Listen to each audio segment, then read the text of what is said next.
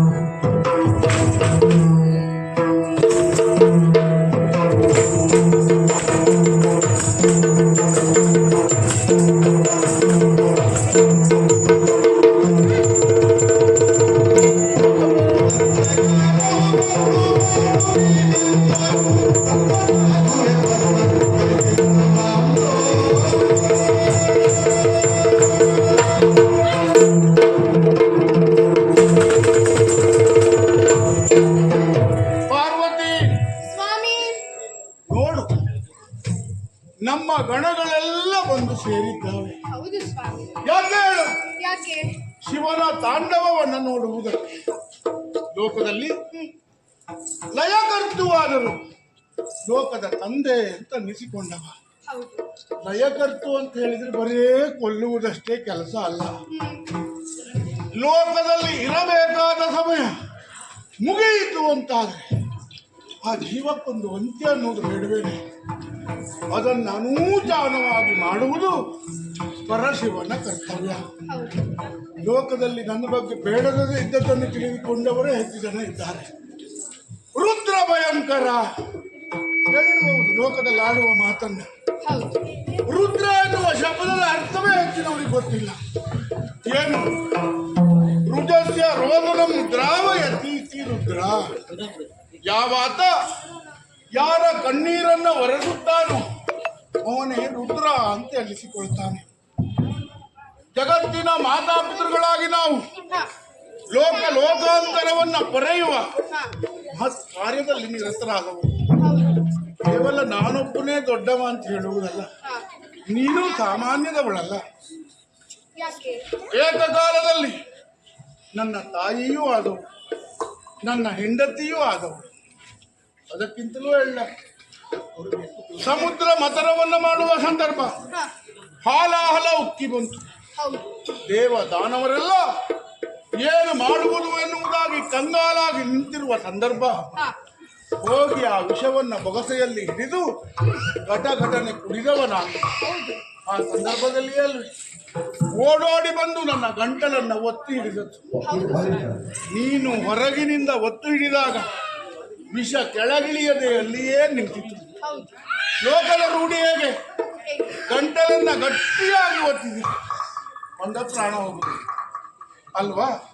ನೀನು ನನ್ನ ಗಂಟಲನ್ನು ಒತ್ತಿ ಹಿಡಿದಾಗ ಪ್ರಾಣ ಹೋಗಲಿಲ್ಲ. ಕೆಳಗಿಳಿಯಬೇಕಾದ ವಿಷ ಅಲ್ಲೇ ನೆಲ ನಿಂತಿತ್ತು. ಅದರಿಂದಲೇ ವಿಷಕಂಠ ಎನ್ನುವ ಬಿರುದಿಗೆ ನಾನು ಪಾತ್ರನಾದದ್ದು. ಹೌದು ಸ್ವಾಮಿ. ನೋಡು, ಸಮಯ ಮುಸ್ಸಂಜೆಯ ಹೊತ್ತು ಸಮೀಪಿಸ್ತಾ ಇದೆ. ಹೌದು. ತ್ರಿಕಾಲವು ಪರಮ ಭಕ್ತರ ಚಿತಾಭಸ್ಮವನ್ನು ಲೇಪಿಸಿಕೊಂಡು ತೃಪ್ತನಾಗುವ ಈ ಪರಶಿವ ಕ್ಷಣವು ತಡ ಮಾಡದೆ ಹೋಗಿ ಭಸ್ಮವನ್ನು ತರ್ತೀಯಾ?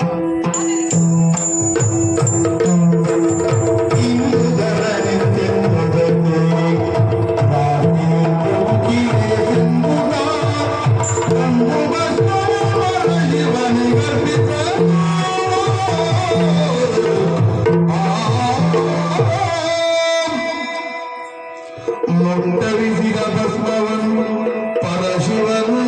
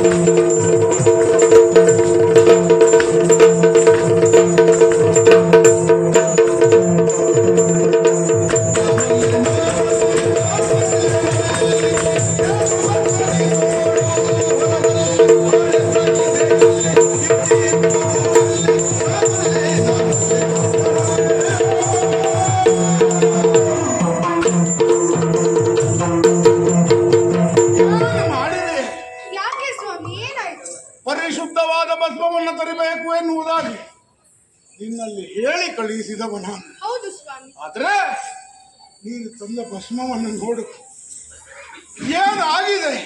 ಏನಾಯ್ತು? ಕಲ್ಮಶಗಳಿಂದ ಕೂಡಿದೆ. ನಾನು ಅದನ್ನು ಗ್ರಹಿಸದೆ ಅದನ್ನು ಅಭಿಮಂತ್ರಣೆ ಮಾಡಿದೆ. ಮಂತ್ರಪೂರ್ವಕವಾದಂತಹ ಭಸ್ಮ ಅದು.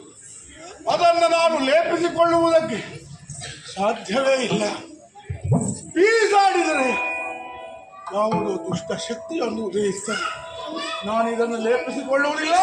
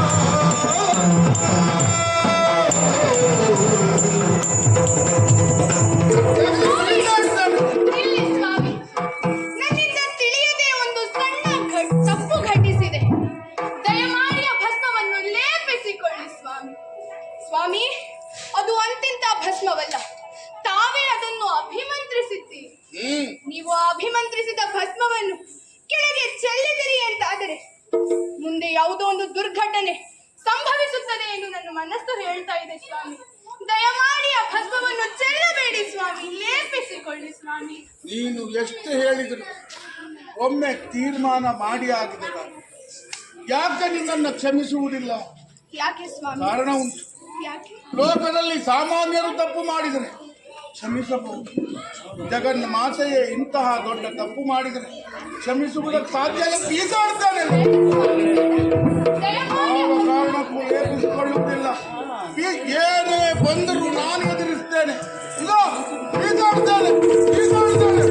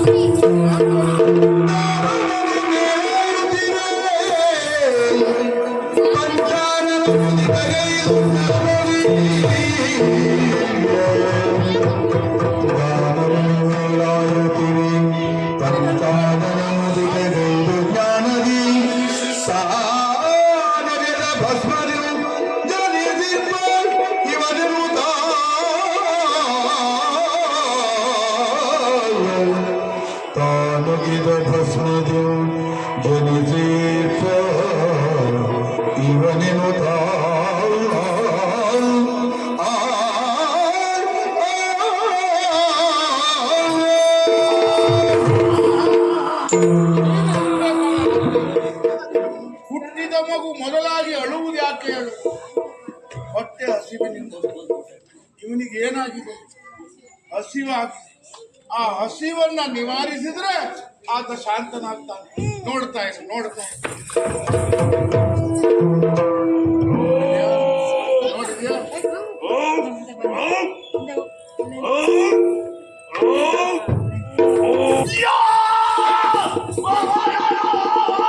ನೋಡಿ ಯಾಕೆ ಹೀಗೆ ಮಾಡ್ತಾ ಇದ್ದ? ಅವನ ಹೊಟ್ಟೆಯ ಹಸಿವು ತೀರಿತು, ಜ್ಞಾನದ ಹಸಿವು ಉಂಟಾಗ್ತಾ ಇದೆ. ಅವನಿಗೆ ಸುಜ್ಞಾನವನ್ನು ನಾನು ಕೊಡ್ತೇನೆ.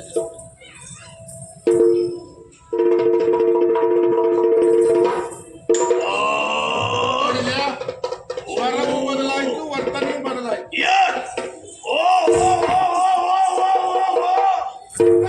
ಅವನಿಗೆ ಏನ್ ಮಾಡ್ಬೇಕು? ಏನ್ ಮಾಡ್ಬೇಕು?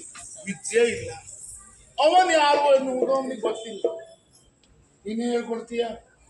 ಜನನಿ ತಾನೇ ಮೊದಲ ಗುರು, ಮನೆ ಮೊದಲ ಪಾಠಶಾಲೆ. ನೀವೇ ಅವನಿಗೆ ಹೇಳಿ. ನಾನು ಹೇಳ್ಕೊಡ್ಬೇಕ? ನಾನು ಎಷ್ಟು ಚುರುಕಾಗಿ. ನಾನು ನಿನ್ನ ಅಪ್ಪ. ನಾನು ನಿನ್ನ ಅಪ್ಪ.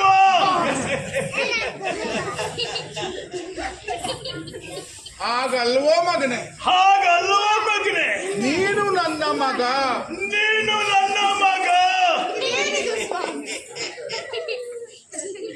ನಾವು ಹೇಳಿದ್ದನ್ನೇ ಆತ ಹೇಳ್ತಾ ಇದ್ದ. ಅವನಿಗೆ ಯಾವುದು ಸರಿ, ಯಾವುದು ಗೊತ್ತಾಗ. ಈಗ ನೋಡು, ನಾನು ಸರಿ ಮಾಡ್ತೀನಿ. ನೀನು ನನ್ನ ಅಪ್ಪ. ನೀನು ನನ್ನ ಅಪ್ಪ. ನೋಡಿದ್ಯಾ? ನಾನು ನಿನ್ನ ಮಗ. ನಾನು ನಿನ್ನ ಮಗ. ನೀನು ಅಪ್ಪ, ಅಪ್ಪ, ಮಗ, ಮಗ, ಮಗ, ಮಗ, ಅಪ್ಪ, ಅಪ್ಪ, ಮಗ, ನೋಡಿದ್ಯಾ? ಮಗ.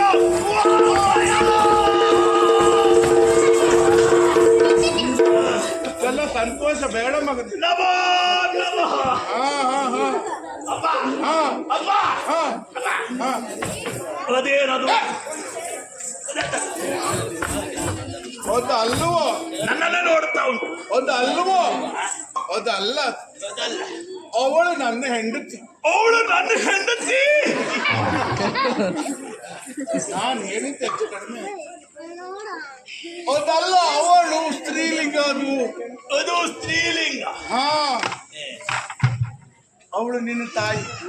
ಅವಳು ನಿನ್ನ ತಾಯಿ ಆದ್ರಿಂದ ನನಗೆ ಹೆಂಡತಿ. ಆದ್ರಿಂದ ನನಗೆ ಹೆಂಡತಿ. ನಿನಗೆ ತಾಯಿ ಆದ್ರಿಂದ ನನಗೆ ಹೆಂಡತಿ. ಹಾಗಲ್ವ ಮಗನೇ, ಅವಳು ನಿನ್ನ ಹೆಂಡತಿ. ಅವಳು ನಿನ್ನ ಹೆಂಡತಿ. ನಿನ್ನ ಹೆಂಡತಿ. ಆದ್ದರಿಂದ ನನಗೆ ತಾಯಿ. ಆದ್ದರಿಂದ ನನಗೆ ತಾಯಿ. ಅಪ್ಪ, ಅಪ್ಪ, ಅಮ್ಮ, ಅಮ್ಮ, ಮಗ. ಮಗ, ಮಗ, ಅಪ್ಪ, ಅಮ್ಮ, ಅಮ್ಮ. ಅಪ್ಪ, ಅಪ್ಪ, ಮಗ, ಅಮ್ಮ, ಅಮ್ಮ, ಅಮ್ಮ. ಏನು ಮಾಡುವುದಿಲ್ಲ. ನಮ ನಮೋ ನಮಃ. ಒಳ್ಳೆದಾಗಲಿ ಅಂತ ಆಶೀರ್ವಾದ. ಅಪ್ಪ, ಹಾ, ಇದೇನಪ್ಪ ಮೇಲೆ ಕಾಡುತ್ತಾ ಇರುವುದು? ಆಕಾಶ, ಇದೇನು ಕೆಳಗೆ ಕಾಡುತ್ತಾ ಇರುವುದು? ಭೂಮಿ, ಅದೇನು ಉರಿಯುತ್ತಾ ಇರುವುದು? ಬೆಂಕಿ, ಅದೇನು ಹರಿಯುತ್ತಾ ಇರುವುದು? ನೀರು, ಅದೇನು ಬೀಸುತ್ತಾ ಇರುವುದು? ಗಾಳಿ.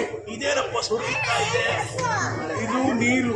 ಅಪ್ಪ, ಕೆಳಗಿರುವ ನೀರು ಮೇಲೋಗಿ ಮತ್ತೆ ಕೆಳಗೆ ಬರ್ತದೆ. ಹೌದಾ? ಹಾ, ಅಪ್ಪ, ಹಾ, ಅಪ್ಪ, ಹಾ, ಇವ ಯಾರು?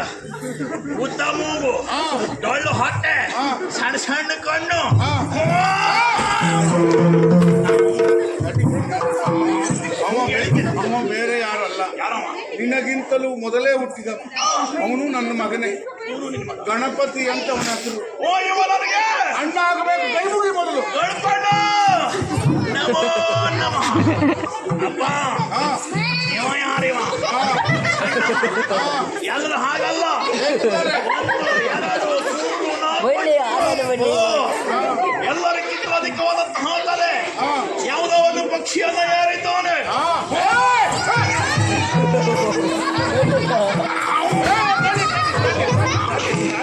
ತಲೆ ಕೇಳಿ. ಅವ ಬೇರೆ ಯಾರಲ್ಲ, ಯಾರವ? ಷಡಾನನ ಅಂತ ಹೆಸರು ಅವನಿಗೆ. ಅವನ ಹೆಸರು ಷಡೋನನ. ಸುಬ್ರಹ್ಮಣ್ಯ ಅಂತಲೂ ಕರೀತಾನೆ. ಓಹೋ, ಅವನು ನನಗೆ ನಿನಗಿಂತಲೂ ಮೊದಲೇ ಹುಟ್ಟಿದವಾದ್ರಿಂದ ಅಣ್ಣ ಆಗಬೇಕು. ಅವನು ನನಗೆ ಅಣ್ಣ. ಹೌದು. ಸುಬ್ಬಣ್ಣ. ಆ, ಸುಬ್ಬಣ್ಣ, ಆ, ಸುಬ್ಬಣ್ಣ, ಆ, ಸುಬ್ಬಣ್ಣ. ಆ, ನಮೋ ನಮಃ. ಆ, ಅಪ್ಪ, ಆ, ಅವ ಯಾರ? ಆ, ಚೆಂಗಣ್ಣು, ಕೊರೆದಾಡೆ, ಆ, ಬಿಟ್ಟ ಮಂಡೆ, ಆ. ನೋಡುದು ಕಣ್ಣ ಹಾಗೆ ಇದ್ದಾನೆ. ಅವನು ಹೆಚ್ಚಿನವನು. ಅವನು ನೋಡು, ನಿನ್ನ ಹಾಗೆ ಚಂದವಾಗಿದ್ದಾನೆ ಅಲ್ವಾ? ಚೆನ್ನಾಗಿದೆ. ಆ, ಅದು ಬಿಡ್ತಾ ಇದ್ದ. ಅವನು ನಿನಗಿಂತಲೂ ಮೊದಲೇ ಹುಟ್ಟಿದವ. ಆ, ವೀರಭದ್ರ ಅಂತ ಹೆಸರು ಅವನಿಗೆ. ಅವನು ನನಗೆ ಅಣ್ಣ. ಅವನು ಅಣ್ಣ. ಕೈ ಮುಗಿ ಮೊದಲು. ವೀರಭದ್ರಣ್ಣ. ನಮೋ ನಮಃ. ಅವ ಯಾರಪ್ಪ? ಭೃಂಗಿ, ಅವ ಯಾರು? ಪ್ರಕೃತಿ, ಅವ ಯಾರು? ನಂದಿ, ಇವರೆಲ್ಲ ಯಾರಪ್ಪ? ಹರನ ಗಣಗಳು. ಓ, ಇವರೆಲ್ಲ ಹಗರಣಗಳೇ. ಹಗರಣ ಅಲ್ಲು, ಹರನ ಗಣಗಳು. ಇವರೆಲ್ಲ ಹರಣ ಗಣಗಳು. ಯಾಕೆ? ಯಾಕೆ? ವ್ಯವಸ್ಥಿತವಾಗಿದೆ ಅಂತ ಆದ್ರೆ ಹರನ ಗಣ. ಆ, ಅವರಷ್ಟಕ್ಕವ್ರಿದ್ದಾರೆ ಅಂತ ಹಗರಣ್ಯ. ಹಾಗಾದ್ರೆ ಇವೆಲ್ಲ ಹರಗಣಗಳು. ಹಾ, ಇವ ಗಣಪ, ಹಾ, ಅವ ಸುಬ್ಬಣ್ಣ, ಹಾ. ಅವ ವೀರಭದ್ರ, ಹಾ. ಇವ ಭೃಂಗಿ, ಹಾ. ಇವ ಪ್ರಕೃತಿ. ಹಾ. ನೋಡಿದ್ಯಾ? ತನ್ನ ಹೆಸರು ಏನು ಅಂತ ಕೇಳ್ತಾನೆ. ಒಂದು ಒಳ್ಳೆ ಹೆಸರು ಇಡೋನು. ಇವ ನೋಡ್ಲಿಕ್ಕೆ ಗುಂಗುಂಡ ಕಿರಾಣಿ. ಹಾ, ಇವನಿಗೆ ಗುಂಡಣ್ಣ ಅಂತ ಹೆಸರು. ಹೇ, ಹಾಗೆ ಹೇಳ್ತಾ ಇದ್ದಾನೆ. ಅದಕ್ಕೇನು? ನನ್ನ ಹೆಸರು ಗುಡ್ಡಣ್ಣ. ಹಾ, ಅಮ್ಮನ ಗುಡ್ಕೊಂಡಿದ್ದಾರೆ, ಹಾ. ಅಮ್ಮ ಗುಡ್ಡಮ್ಮ, ಅಪ್ಪನ ಗುಡ್ಕೊಂಡಿದ್ದಾರೆ, ಅಪ್ಪ ಗುಡ್ಡಪ್ಪ, ಗುಡ್ಡಣ್ಣ, ಗುಡ್ಡಪ್ಪ, ಗುಡ್ಡಮ್ಮ, ಅಪ್ಪ ನಮ್ಮ ಸಂಸಾರ. ಹಾಗಾದ್ರೆ ನಾನೇ ಹೆಸರು ಇಡ್ತೇನೆ. ಮಗನೇ, ಮತ್ತೆ ಬರ್ತಾ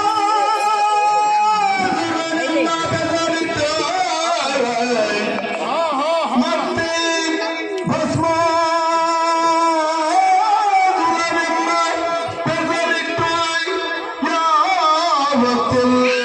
ವಿಷಯ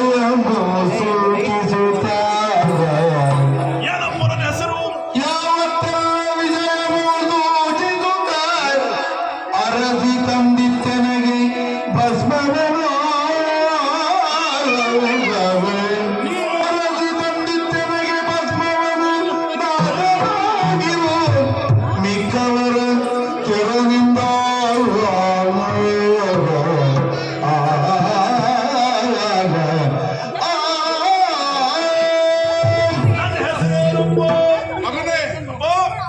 ಭಸ್ಮದಿಂದ ಹುಟ್ಟಿದವ ನೀನು. ಭಸ್ಮವನ್ನ ಬೀಸಾಡುವುದಕ್ಕೆ ಕಾರಣ ನನ್ನಲ್ಲಿರುವಂತಹ ಸಿಟ್ಟು. ಆ ಸಿಟ್ಟಿನಿಂದೊಗೆದ ಭಸ್ಮದಿಂದ ನೀನು ಜನಿಸಿದ್ರಿಂದ ರಾಕ್ಷಸ ರೂಪದಲ್ಲಿದ್ದೀಯ. ಹಾಗಾಗಿ ನಿನಗೆ ಭಸ್ಮಾಸುರ ಅಂತ ಹೆಸರಿಡ್ತಾ ಇದ್ದ. ನನ್ನ ಹೆಸರು ಭಸ್ಮಾಸುರ.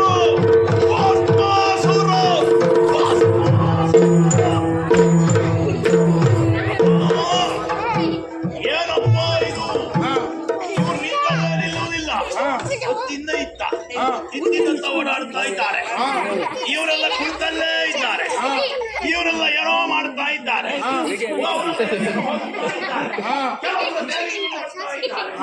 ಯಾಕಪ್ಪ ಇವರೆಲ್ಲ ಹೀಗೆ? ಅವರವರ ಕೆಲಸದಲ್ಲಿ ಅವರು ನಿರತರಾಗಿದ್ದಾರೆ. ಹಾಗಾದ್ರೆ ಇವರೆಲ್ಲರೂ ಅವು ಕೆಲಸದಲ್ಲಿ ನಿರತರಾಗಿದ್ದವು, ಕಾರ್ಯನಿರತರಾಗಿದ್ದಾರೆ. ಹೌದು. ಹಾಗಾದ್ರಪ್ಪ ನನಗೇನು ಕೆಲಸ? ನೋಡಿದ್ಯಾ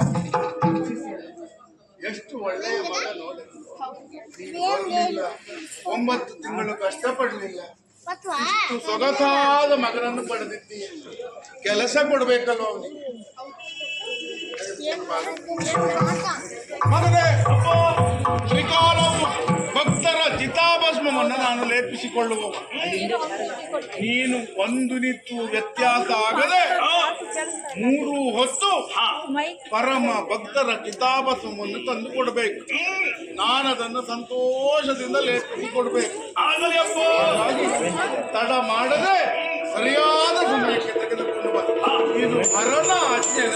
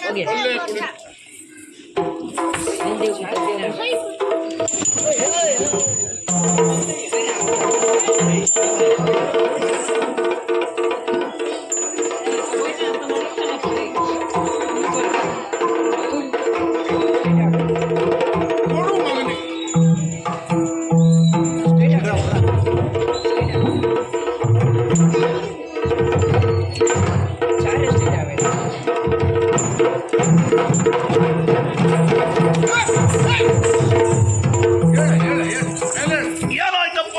ಹಾಗೆಲ್ಲ ಕಾಲಿಗೆಲ್ಲ ಲೇಪಿಸಿಕೊಳ್ಳುವುದಲ್ಲ. ಭೂಲೋಕದಲ್ಲಿ ಅನೇಕ ಕಡೆ ಸಂಚರಿಸಿದವನು ನಾನು. ಹಾ, ಕಾಲು ಮಲಿನ ಆಗಿದೆ, ಆದ್ರಿಂದ ಬಸ್ ಲೇಪಿಸಿಕೊಂಡು ಚಿಂತೆ ಮಾಡುವುದೇ ಬೇಡ. ಕೈಲಾಸಕ್ಕೆ ಕಾಲಿಟ್ಟ ಮರುಕ್ಷಣ ನೀನು ಶುದ್ಧ. ಹೌದಾ? ಹಾಗಾಗಿ ಅಲ್ಲೆಲ್ಲ ಲೇಪಿಸಿಕೊಳ್ಳಬಾರದು. ಮತ್ತೆ ಸಮಯ ಆಗ್ತಾ ಇದೆ ಮಧ್ಯಾಹ್ನ. ಹಾ, ಬಸ್ ನಡೆಸಿಕೊಂಡು ಹೋಗುತ್ತಿರುವಂತಹ ಸಂದರ್ಭದಲ್ಲಿ ಹಾ, ಹಸಿವಾದ್ರೆ ಏನ್ ಮಾಡುವುದಪ್ಪ? ಮಗನೇ, ಭೂಲೋಕದಲ್ಲಿ ಬೇಕಾದಷ್ಟು ಹಣ್ಣಿನ ಮರಗಳಿರುತ್ತವೆ. ಹಾಗೆ ಹೊತ್ತಿ ಕಿತ್ತು ತಿನ್ನುವುದು. ಮರವನ್ನು ಹತ್ತಲಿಕ್ಕಿಲ್ಲ. ಕೆಳಗೆ ಬಿದ್ದ ಹಣ್ಣುಗಳಲ್ಲಿ ಒಳ್ಳೆಯ ಹಣ್ಣನ್ನು ಆರಿಸಿ ತಿನ್ನಬೇಕು. ಕೆಳಗೆ ಬಿದ್ದು ಹಣ್ಣನ್ನು ತಿನ್ನು. ಬಾಯಾರಿಕೆ ಆದ್ರೆ ನದಿ, ಹಳ್ಳ, ಕೊಳ್ಳಗಳಿರ್ತವೆ. ಹಾಗೆ ಹಾರಿ ಕುಡಿಯುವುದು. ಅದರಲ್ಲಿ ಶುದ್ಧವಾದ ನೀರನ್ನು ಕುಡಿಯಬೇಕು. ಹಾಗಾದ್ರೆ ನಿಂತು ನೀರು ಕುಡಿಬೇಕು. ಮಲಗುವಂತ ಮನಸ್ಸಾದ್ರೆ ಮಲಗುವಂತ ಮನಸ್ಸಾದ್ರೆ ಕಾದ ಬಂಡೆಗೆ ತಲೆಯನ್ನು ಕೊಟ್ಟು ಮಲಗಬೇಕು. ಅದ್ಯಾಕೆ ಕಾದ ಬಂಡಿ ಆಗಬೇಕು?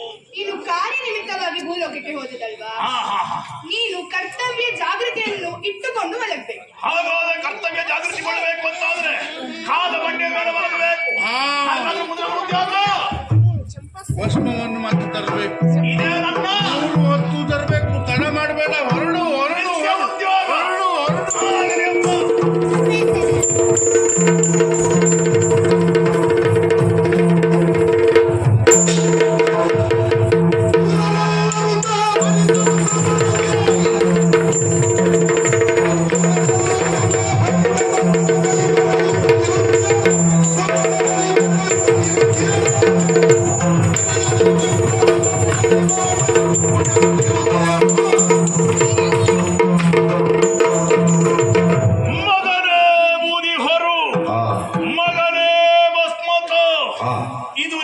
ನಿತ್ಯ ಉದ್ಯೋಗ ಹೌದು. ಅಪ್ಪ ಹೇಳಿ ಕಳುಹಿಸಿಯೇ ಬಿಟ್ರು. ಹಾ. ಸಂಭ್ರಮದಿಂದ ಸಾಗಿದೆ. ಹಾ. ಸ್ವಲ್ಪ ಮೇಲೆ ನೋಡಿದೆ, ಮೇಲೆ ಸುರಲೋಕದ ನನ್ನ ಚಿತ್ತವನ್ನು ಹಾಯಿಸಿದೆ. ಸುರಲೋಕನಿಗಾಗಿ ಹೋದರೆ ಛೆ. ನಮ್ಮನ್ನು ನೋಡಿ ಲಕ್ಷಿಸುವವರು ಯಾರೂ ಇಲ್ಲ. ಹಾ. ನನ್ನ ಕಣ್ಣ ಹಾ. ಇವ ನಮ್ಗೆ ಲೆಕ್ಕವೇ ಅಲ್ಲ ಎನ್ನುವ ರೀತಿಯಲ್ಲಿ ಹಾ. ಸುರರೆಲ್ಲರೂ ಫಲಿತ ಸಂಭ್ರಮದಿಂದ ನಡೆಯುತ್ತಾ ಇದ್ದಾರೆ. ಇದನ್ನು ಮರೆಯಬೇಕೆಂಬುದಾಗಿ ಭೂಲೋಕಗಳಿಗಾಗಿ ಹೋದರೆ ಹಾ. ನನ್ನ ಭೀಕರ ಕೃತಿಯನ್ನ ಕಂಡು ಭೂಲೋಕದಲ್ಲಿ ಎಲ್ಲವರು ಭಯಭೀತರಾಗುತ್ತಾ ಇದ್ದಾರೆ, ಹಾ. ಕಂಡು ಓಡುತ್ತಾ ಇದ್ದಾರೆ. ಹೌದು. ಬೇಡ ಅಂತ ನೇರ ಕೆಳಗಿಳಿದೆ. ಕೆಳಗೆ ಪಾತಾಳಕ್ಕೆ ಹೋದದ್ದೇ ತಡ. ಅಲ್ಲಿ ಒಬ್ಬರಿಂದ ಒಬ್ರು ಹಾ. ಓ ಹೋ ಹೋ ಹೀಗೆ ಬನ್ನಿ ಹೀಗೆ ಬನ್ನಿ ಹೀಗೆ ಬನ್ನಿ. ಹಾ. ಮುಖ ನೋಡಿದ ಎಲ್ಲ ನಮ್ಮ ಜಾತಿ ಮಕ್ಕಳು ಹಾಗೇ ಇದ್ದಾರೆ. ಅಲ್ಲ. ಬನ್ನಿ ಬನ್ನಿ ಬನ್ನಿ ಅಂತ ಸ್ವಾಗತಿಸ್ತಾ ಇದ್ದಾರೆ. ಹಾ. ಹಾಗಾದ್ರೆ ಹಾ. ನಮ್ಗೆ ಬೆಲೆ ಇಲ್ಲ, ಇಲ್ಲ. ಇಲ್ಲಿ ಹೋದ್ರೆ ಬೆಲೆ ಇಲ್ಲ. ಇಲ್ಲವ? ಕೆಳಗೆ ನಮಗೆ ಬಹಳ ಬೇಡಿಕೆ ಉಂಟು. ಹೌದು. ನೀವೇ ನಮ್ಮ ನಾಯಕರಾಗಬೇಕು ಎಂಬುದಾಗಿ ಎಲ್ಲರೂ ಕೇಳಿಕೊಳ್ಳುತ್ತಾ ಇದ್ದಾರೆ. ಈ ಸಲ ನೀವೇ ನಾಯಕರು. ಹಾ. ಅಲ್ಲ ಅವರಿಲ್ಲಲ್ಲ. ನಾನೇ ನಾಯಕರಾಗಬೇಕೆಂಬುದಾಗಿ ಕೇಳಿಕೊಳ್ಳುತ್ತಾ ಇದ್ದಾರೆ. ಹಾ. ಅವರಿಗೆಲ್ಲ ನಾನೇ ಸಮರ್ಥ ಅಂತವರು ಒಪ್ಪಿದ್ದಾರೆ. ಹಾ. ಹಾಗಾದ್ರೆ ಹಾ. ಅಲ್ಲಿ ಹಾಗೆ, ಹೌದು. ಇಲ್ಲಿ ಹೀಗೆ, ಹಾ. ಅಲ್ಲಿ ಹೋದ್ರೆ ಹಾಗೆ, ಹೌದು. ಇದೆಲ್ಲ ಹೇಗೆ? ಎಂತ ಕಥೆ ಇದು? ಹಾ. ಅಪ್ಪ ಹೇಳ್ತಾನೆ ಹೇಗೆ? ಏನಿದೆ ನಿತ್ಯ ಉದ್ಯೋಗ ಅವರ ಮಗನೇ ಬೂದಿ. ಹೊರಬೂದಿ. ಹಾ. ಅಮ್ಮ ಹೇಳುವುದು ಕೊಳ್ತು ಹಣ್ಣು ತಿನ್ನು, ಹೌದು. ನಿತ್ರೀರ್ ಕುಡಿ, ಹ್ಮ್. ಕಾದು ಬಂಡೆ ಮೇಲೆ ಮಲಗು. ಹೌದು. ನಮ್ಮ ಅಪ್ಪ ಮಾತ್ರ ನಮ್ಮ ಮುಂಜೊತ್ತಿಯಲ್ಲಿ ಅಲ್ಲ. ನಾನು 3 ಹೊತ್ತು ತಿರುಗುವುದು, ಹೌದು. ಬೂದಿ ಹೊರುವುದು. ಹ್ಮ್. ಬೂದಿ ಹೊರುವವರೇ ಆಗ್ಬಿಟ್ಟಿದ್ದೇನೆ ಕೈಲಾಸದಲ್ಲಿ. ಹೌದು. ಒಂದು ಅರ್ಥ ಆಗುವುದಿಲ್ಲ. ಹಾ. ನಮ್ಮ ಅಣ್ಣಂದಿರೆಲ್ಲರೂ ಪ್ರಪಂಚದಲ್ಲಿ ಹಾ. ಮನ್ನಣೆಯನ್ನು ಕೊಳ್ಳುತ್ತಾ ಇದ್ದಾರೆ, ಪೂಜೆಯನ್ನು ಪಡೆಯುತ್ತಾ ಇದ್ದಾರೆ. ಹೌದು. ಆದ್ರೆ ನಮ್ಗೆ ಎಲ್ಲಿ ಹೋದ್ರೂ ಬೆಲೆ ಇಲ್ಲ. ಇಲ್ಲವ? ಹಾಗಾದ್ರೆ ನಮ್ಮೊಳಗೆ ತಾರತಮ್ಯ ಯಾಕೆ? ಹ್ಮ್. ಹರಪುತ್ರ ನಾನಾದರೂ ಹಾ. ಈ ತಾತ್ಸಾರ ಭಾವನೆ ಯಾಕೆ? ಯಾಕೆ? ಇದಕ್ಕೊಂದು ವ್ಯವಸ್ಥೆ ಆಗಿದೆ. ಹೌದು. ಏನು ಮಾಡ್ಲಿ? ಏನ್ ಮಾಡ್ತೀರಿ? ಏನು ಮಾಡ್ಲಿ? ಏನ್ ಮಾಡ್ಲಿ? ಏನು ಮಾಡ್ಲಿ? ಹಾ.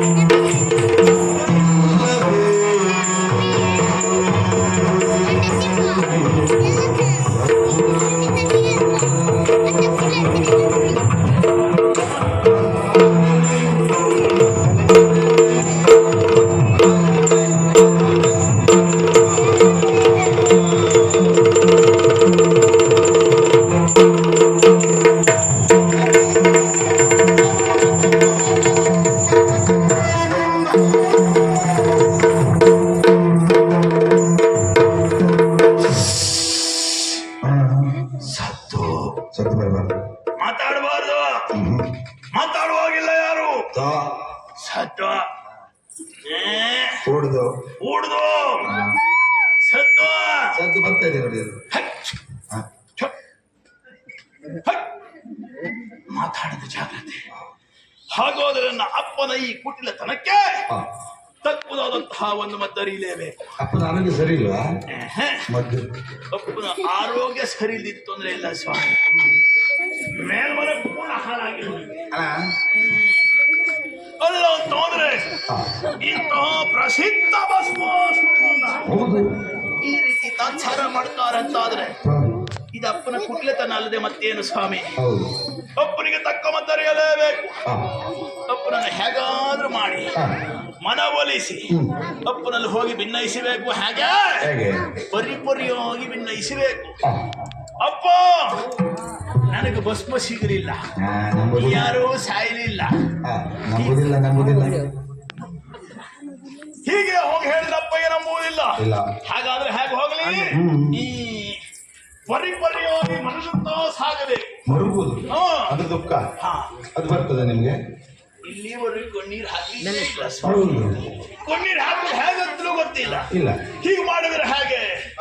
ಅಪ್ಪನಲ್ಲಿ ಹೇಳುವುದ ಹಾ. ಕಣ್ಣೀರು ಹಾಕುವುದು ನೀವು. ಅಲ್ಲೆಲ್ಲ ಆಗುದಿಲ್ಲ. ಅಪ್ಪ ಅಷ್ಟು ಹೇಳ್ದಲ್ಲ. ಹಾಗಾದ್ರೆ ಅಪ್ಪ ಇದನ್ನು ನಂಬುವುದಿಲ್ಲ ಅಂತ ಆಯ್ತು. ಹಾ. ಕಣ್ಣೀರು ಬರ್ಬೇಕು, ಅದೇನಾದ್ರು ಮಾಡ್ಬೇಕಲ್ಲ. ಏನ್ ಮಾಡ್ತೀರಿ? ಮತ್ತೆ ಸತ್ತಿರದ ಮತ್ತೆ ಅರಿಬೇಕಲ್ಲ. ಹಾ. ಹಾ. ಇದುವೇ ಸರಿಯಾದಂತಹ ಮಾರ್ಗ. ಇಲ್ಲವ ನಮ್ಮನ್ನು ಕೈ ಬೆರಳು ಮುದುತ್ತ ಉಗುರು ಬೆಳೆಸಿದ್ದೇವೆ. ಹೌದು. ಯಾಕೆ? ಹಾ. ಅಪ್ಪನ ಬಳಿ ಹೀಗೆಲ್ಲ ಹೋಗುವುದಕ್ಕೆ ಬಹುಶಃ ಉಗುರು ಬೆಳೆದ. ಅಲ್ಲ. ನನ್ನ ಅನಾಗಿ ಬೆಳೆಸಿದ್ದಲ್ಲ, ಅದಕ್ಕಾಗಿಯೇ ಬೆಳೆದಿರಬೇಕು. ಹಾ. ಈ ಎರಡೂ ಬೆರಳನ್ನ ಕಣ್ಣಿಗೆ ಕೊತ್ತಿಕೊಂಡು ಹಾ. ಕಣ್ಣೀರನ್ನು ಸುರಿಸುವ ನಾಟಕವನ್ನು ನೋಡಿ ಹಾ. ಅಪ್ಪನ ಬಳಿ ಸಾಗುತ್ತೇನೆ. ಹಾ. ಅಪ್ಪನ ಬಳಿಯಲ್ಲಿರುವಂತಹ ಭವಾನಿಯನ್ನು ಹೇಗಾದ್ರೂ ಮಾಡಿ ಪಡೆಯುತ್ತೇನೆ. ಅಪ್ಪನ ಕಥೆಯನ್ನು ಆದಷ್ಟು ಬೇಗ ಮುಗಿಸ್ತೇನೆ. ಹಾ. ಸಾಗುತ್ತೇನೆ ಸಾಗುತ್ತೇನೆ ಸಾಗುತ್ತೇನೆ.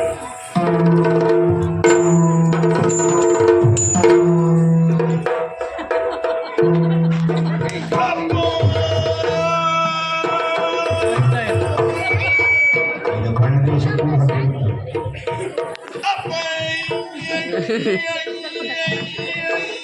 ಇನ್ನು ಕಡಿಮೆ ಅಲ್ಲ.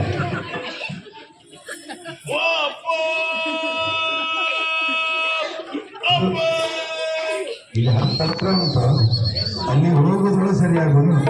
ಹಾಗಾದ್ರೆ ಅಲ್ಲಿ ಹೋಗಿ ಒಂದು ಸೇರಿತು. ಅಲ್ಲಿ ಸೇರ್ಬೋದು.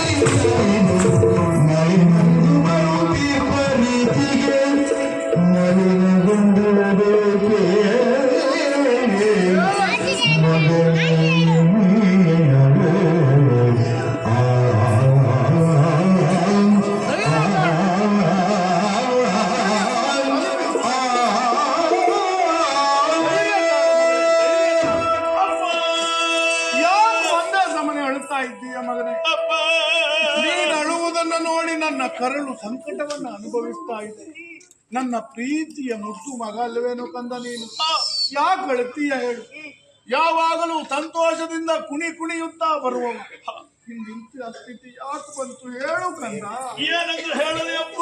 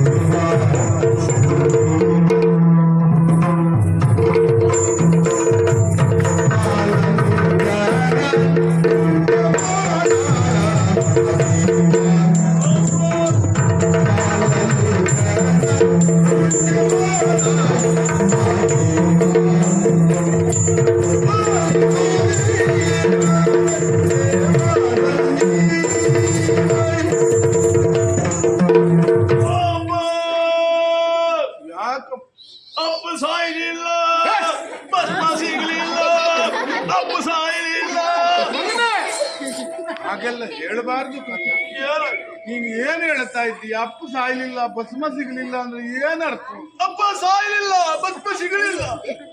ಲೋಕದಲ್ಲಿ ಯಾರು ಸಾಯಲಿಲ್ಲ, ಹಾಗಾಗಿ ಭಸ್ಮ ಸಿಗ್ಲಿಲ್ಲ. ಅಪ್ಪ ಹಾ ಪ್ರತಿನಿತ್ಯದಂತೆ ಇಂದು ಕೂಡ ಹಾ ನಿನ್ನ ಪರಮ ಭಕ್ತರ ಭಕ್ತವನ್ನು ಅರಸುತ್ತಾ ಸಾಗಿದೆ. ಹಾ ಯಾವ ಲೋಕಕ್ಕೂ ಹೋದರೂ ಹಾ ನಿನ್ನ ಪರಮ ಭಕ್ತರು ಯಾರು ಸಾಯಲಿಲ್ಲಪ್ಪ. ಹಾ ಹಾ ಎರಡೇಳು ಜಗದ ಸ್ಮಶಾನವನ್ನು ಶೋಧಿಸಿದೆ, ಹಾ ಎಲ್ಲೂ ಭಸ್ಮ ಸಿಗಲಿಲ್ಲಪ್ಪ.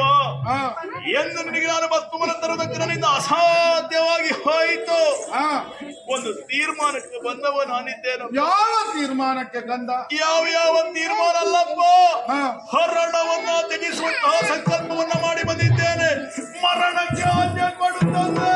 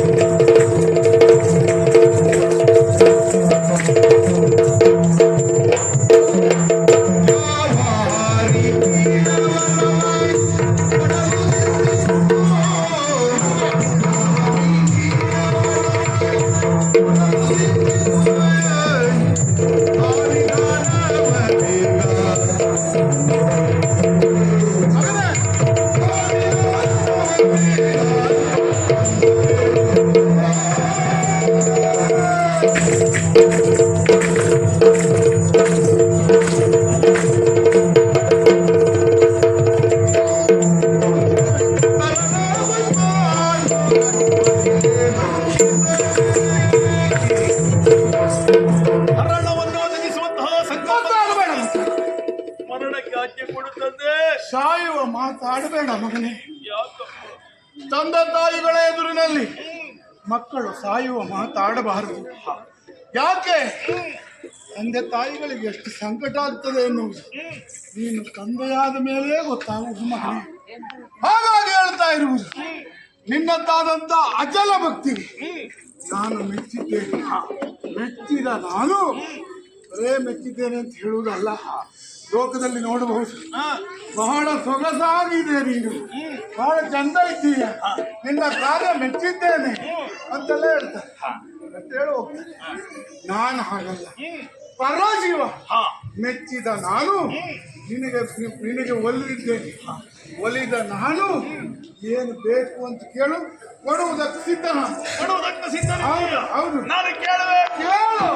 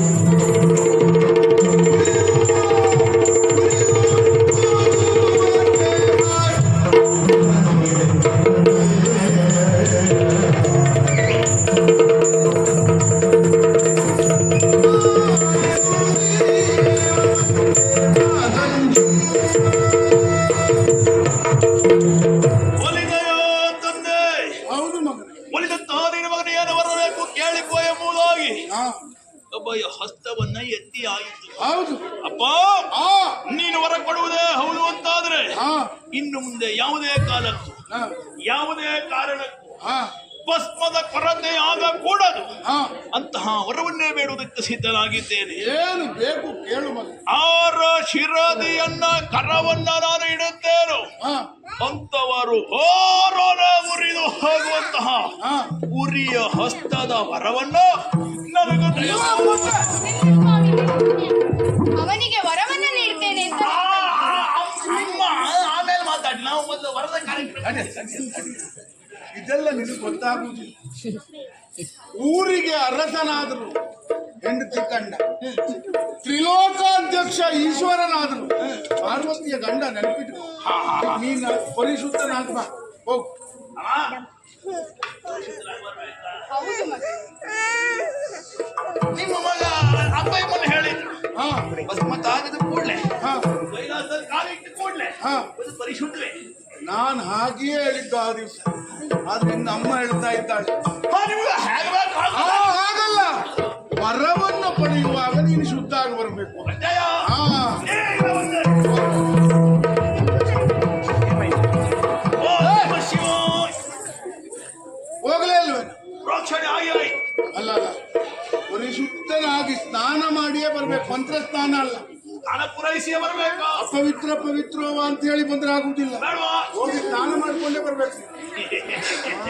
ನಾನು ಬೇಕು. ಹಾ ಬೇಗ ಬಾ. ಅಪವಿತ್ರದಲ್ಲಿ ಸ್ನಾನ ಶುದ್ಧಿ ಆಗಬಾರ್ದು. ಏನಪ್ಪ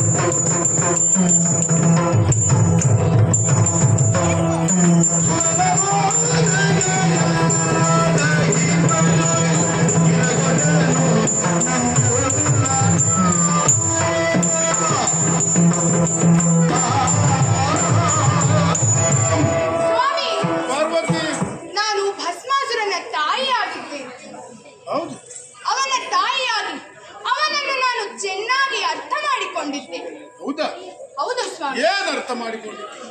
ಅವನು ಸಾತ್ವಿಕ ಗುಣ ಉಳ್ಳವನಲ್ಲ ಸ್ವಾಮಿ. ಸ್ವಲ್ಪ ರಾಕ್ಷಸ ಸ್ವಭಾವ. ಸ್ವಲ್ಪ ಅಲ್ಲ ಸ್ವಾಮಿ, ಅವನು ಆಸುರಿ ಪ್ರವೃತ್ತಿಯನ್ನು ಹೊಂದಿದವನಾಗಿದ್ದಾನೆ. ಅವನಿಗೆ ನೀವು ಈ ವರವನ್ನು ಕೊಟ್ಟರೆ ಅಂತಾದರೆ ಮುಂದೆ ಅವನು ಲೋಕಕಂಟಕನಾಗಬಹುದು. ಆದ್ದರಿಂದ ಹೇಳುತ್ತೇನೆ, ಅವನಿಗೆ ಈ ವರವನ್ನು ನೀಡಬೇಡಿ ಸ್ವಾಮಿ. ಯಾಕೆ? ಹಿಂದೆ ಏನಾಯಿತು ಎಂದು ನೆನಪಿಸಿಕೊಳ್ಳ. ಏನಾಗಿತ್ತು?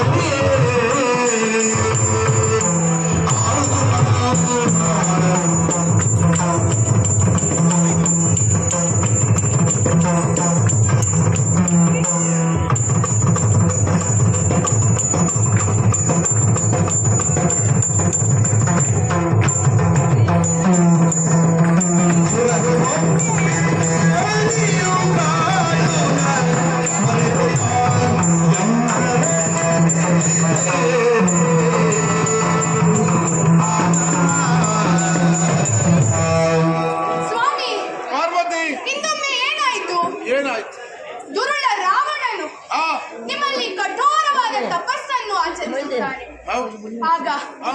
ನಿಮ್ಮಲ್ಲಿ ಆತ್ಮಲಿಂಗವನ್ನೇ ಬೇಡುತ್ತಾನೆ. ಹಾ. ನೀವು ಆತ್ಮಲಿಂಗದೊಂದಿಗೆ ಹಾ. ನನ್ನನ್ನು ಕೊಡುತ್ತೀರಿ. ಹೌದು. ಆಗ ಆ ಸಂದರ್ಭದಲ್ಲಿ ಹಾ. ಹರಿಯ ದಯದಿಂದ ಹಾ. ನನ್ನನ್ನು ಮರಳಿ ಪಡೆಯಿರಿ. ಹೌದು. ಮತ್ತೆ ಆ ತಪ್ಪು ಆಗಬಾರದಲ್ವೇ ಸ್ವಾಮಿ? ಹಾ. ಅಂದು ಆದ ತಪ್ಪಿನಿಂದ ಹಾ. ಅರಿತುಕೊಂಡು ಹಾ. ಮತ್ತೆ ಈ ಭಸ್ಮಾಸುರನಿಗೆ ವರವನ್ನು ನೀಡಬೇಡಿ ಸ್ವಾಮಿ. ಗೌರಿ.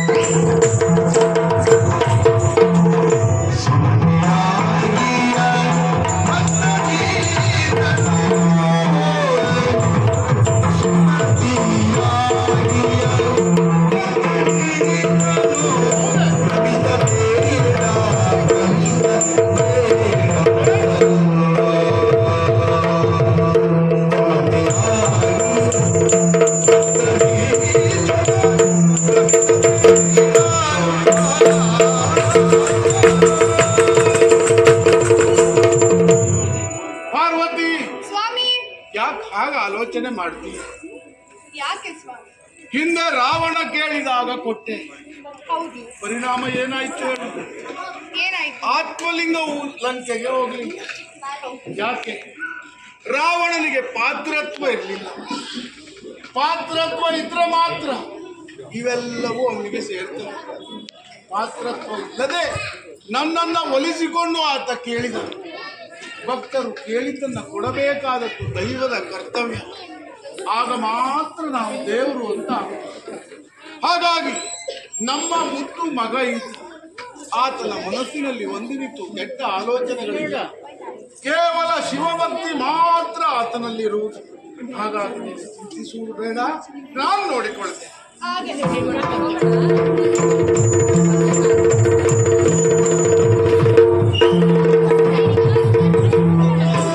ಮುದ್ದು ಮಗನೇ, ಸುಶೀಲಭೂತನಾಗಿ ಬಂದೆ, ತಡ ಮಾಡುವುದಿಲ್ಲ.